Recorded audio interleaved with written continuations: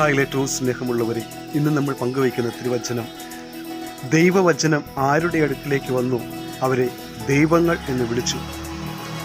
ദൈവവചനം കടന്നു വരുന്ന ഓരോ വ്യക്തിയുടെയും ജീവിതത്തിൽ ഉണ്ടാകുന്ന മാറ്റത്തെക്കുറിച്ചാണ് നമ്മളിവിടെ കണ്ടുമുട്ടുക.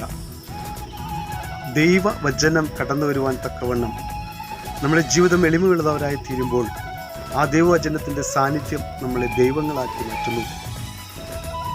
ദൈവം സ്നേഹമാകുന്നു. ആ ഒരു സ്നേഹത്തിൻ്റെ കരുതലിലേക്കും തണലിലേക്കുമാണ് വചനം നമ്മളെ കൊണ്ടുപോകുക.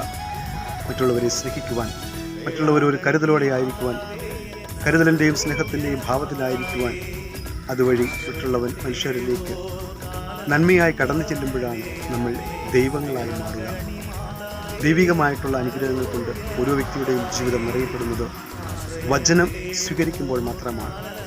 ദൈവവചനം സ്വീകരിക്കുവാൻ തക്കവണ്ണം നമ്മൾ എളിമയുള്ളവരായിത്തീരുക എന്നുള്ളതാണ് യാഥാർത്ഥ്യം.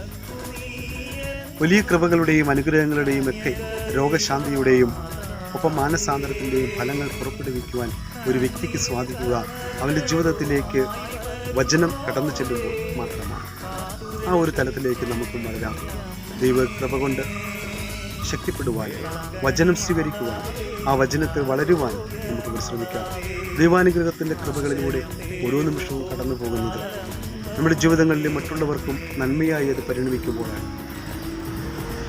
ദൈവിക പ്രവൃത്തികൾ കൊണ്ട് ഒരു വ്യക്തിയെ തിരിച്ചറിയാം എന്നുകൂടി ഈശോ ഇന്ന് കൂട്ടിച്ചേർക്കുകയാണ്.